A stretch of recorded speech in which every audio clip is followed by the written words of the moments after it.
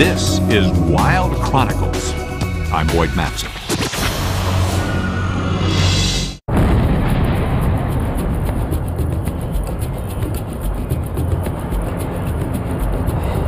It was once known as the world's end. A land seething with volcanoes and teeming with unusual wildlife.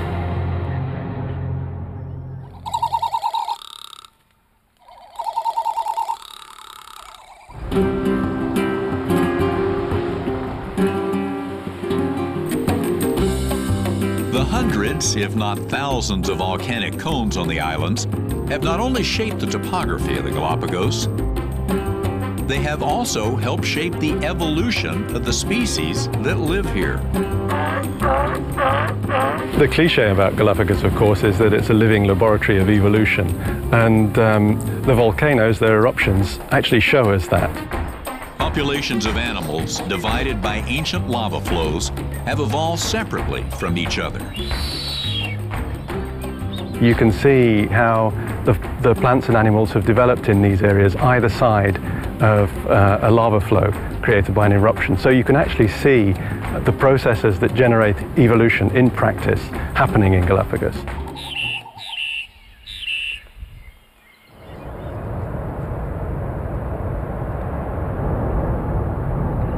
Most of the species here have adapted to a world of fire and ash. But recent volcanic activity still has some environmentalists worried. When there was an eruption on the main island of Isabella,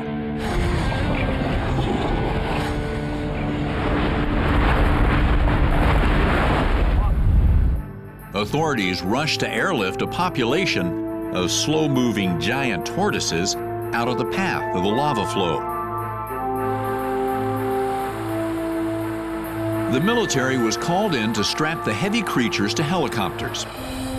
These animals can live to be 150 years old, and this was undoubtedly the ride of a lifetime.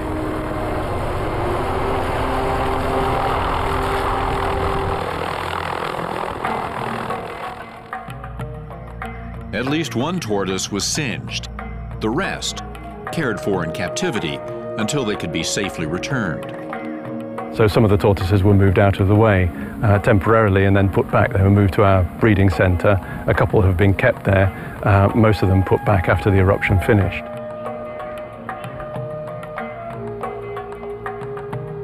Animal species on the Galapagos may have survived volcanoes for millennia, but scientists say humans are a bigger threat. Huge numbers of giant tortoises, for example, were hunted for their oil, drastically reducing their population. Meanwhile, non-native plants and animals, brought here by settlers and mariners over the centuries, are altering the habitat for native species.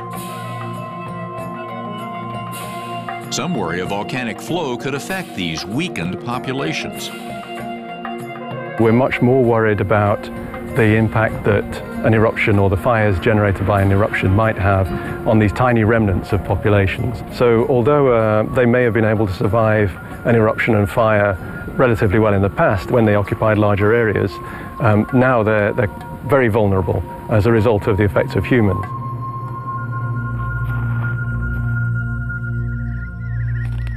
But some species here are surprisingly resilient.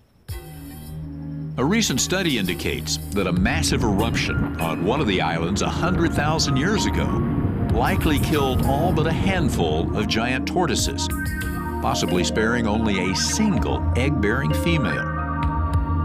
All of the giant tortoises on that island today are believed to be descendants of those few survivors. Individuals died off, but the species managed to live on. They have to be adapted to move from place to place, to be able to re-establish quickly in new areas, and to be adapted to having populations partly extinguished by lava flows and fires. Still, when the lava starts flowing,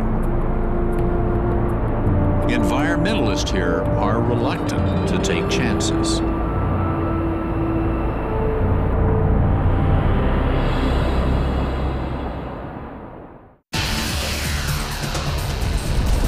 check for Wild Chronicles on your local PBS station.